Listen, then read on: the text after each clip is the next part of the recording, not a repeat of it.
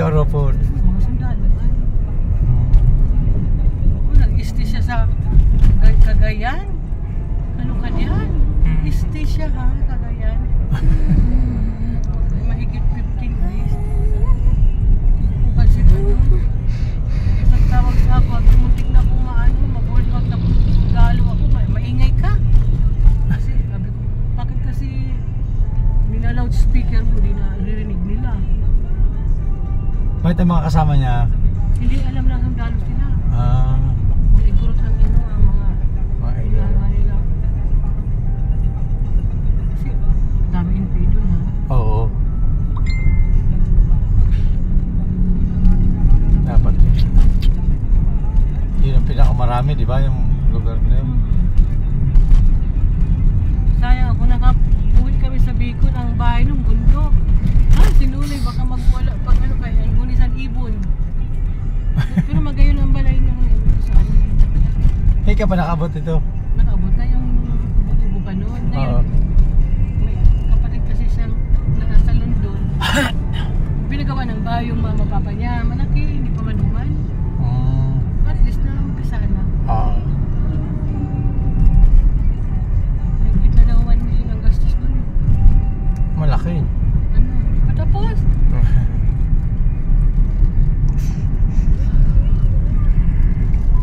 Kasakit pa yung kapatid nila. Mahigit sa St. Luke's, mahigit daw 300,000 ang Gasto. nagastos. Isang gabi lang ha? Isang gabi lang daw yun. Grabe, no? Tapos transfer nila sa private public. Kasi sa PO na sana hindi daw pwede kasi kapatid na hindi siya independent. Dapat magulang. Dapat anak, ako, kami mga asawa. Hindi daw pwede. Yung nanay, hindi. Baka kung pinasok ni Jomar dependent, pwede ang nanay tatay. Kapag kapatid daw hindi pwede. Oo, hindi talaga. May stricto pala dyan sa anak. Hanap pa kami ng lifeline. Wala. Kailangan daw may authorization ng CEO. So, kawawa naman si Joanna eh. Babae. Yung pangalawa. Kasi may tumor of the brain yan. Panganay si Kuya Jomar. Panganay, 47. Si Joanna, 46. Dad. Biglang nahimatay daw. Sakit naman talaga yun. Hindi nga nagrigla yun. 47 na. Kahit ano isa, hindi nagrigla. Di ba yung bigote yun? Ano ba, di ba? Nagregla may bigote. Hindi daw nagrigla yan. Grabe. Sabi ko, kami nung poster kami. Kasi may problema nga yung ano. Inabot sa hirap sa kanila. Oo. Ano ba doon? Dire, di ba? 46 na. Sabi ko, dapat si Joanna kasi wag na siya sa Maynila kasi dito masikip dito. Hindi maganda yung environment. Oo. Doon na lang siya sa Bicol kasama ni mama niya. Buhay pa man ang mga mag... Yung papa niya na 65 yata na si mama niya. Parang 60 na lang. Bata pa. Kita ko sa picture, mayang gurang na. Mag-ilog sa tuloy. Gurang na.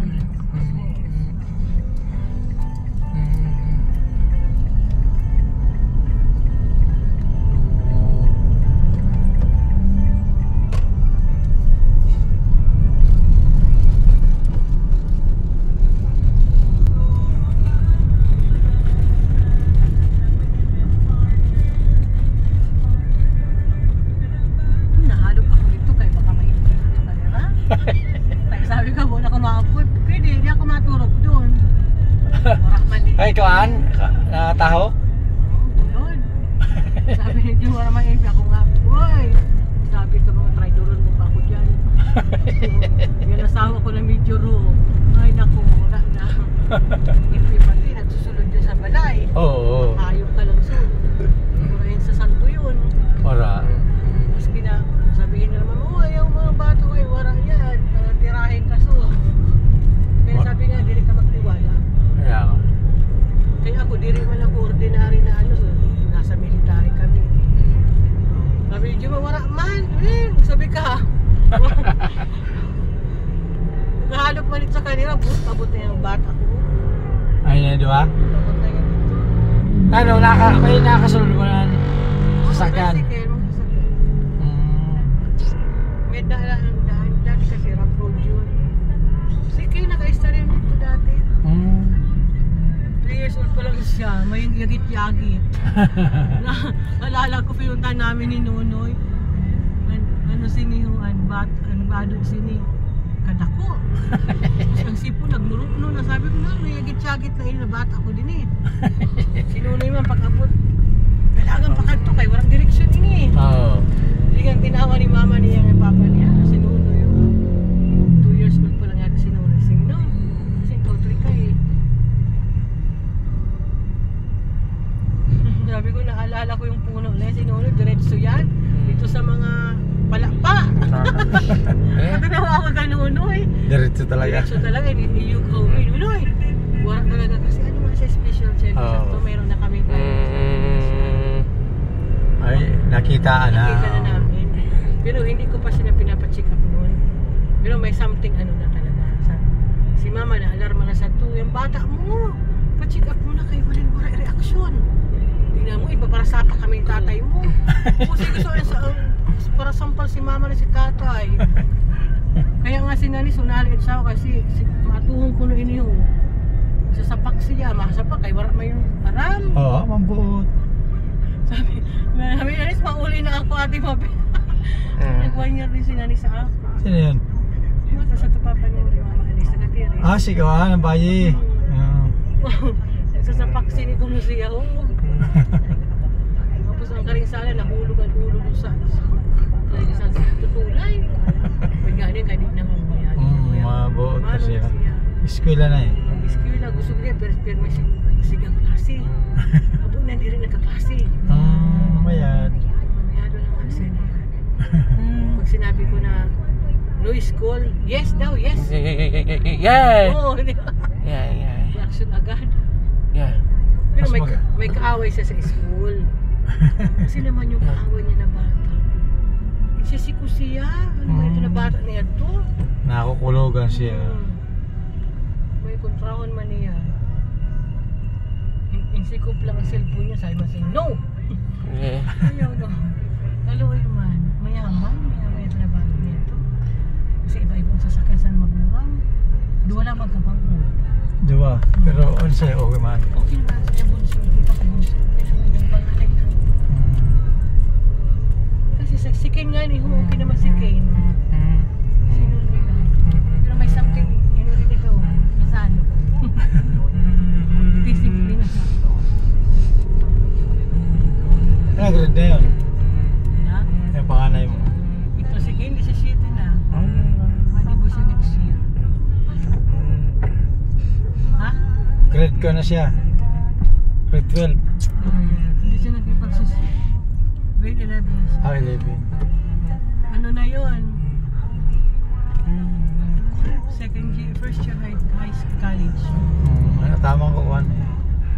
Hindi 15. Dapat siya ngayon nagpipagsusi. San Pablo na mo. Pablo nga tayo. Kasi doon tayo dumaan, ganun din. Yung para isang oras pa. Wala pa tayo isang oras eh. 6 kon tayo umalis doon, di ba? 5. 4:30, magpa 5. Isang oras pa lang tayo. San Pablo na tayo, kung doon tayo dumaan. Parang pinalayo tayo eh, Batangas eh. Batangas daw tayo? Oo, sa iba. Malayo na yun. Kaya sabi Jill, pangit doon dumaan. Dagaan dito, ano ko ang gara nga.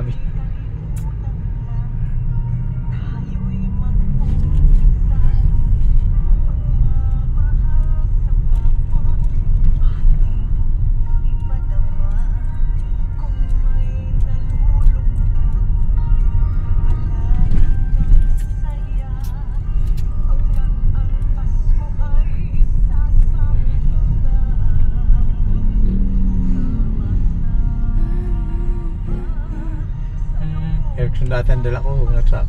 Ganyan ang mukha. Dako, no?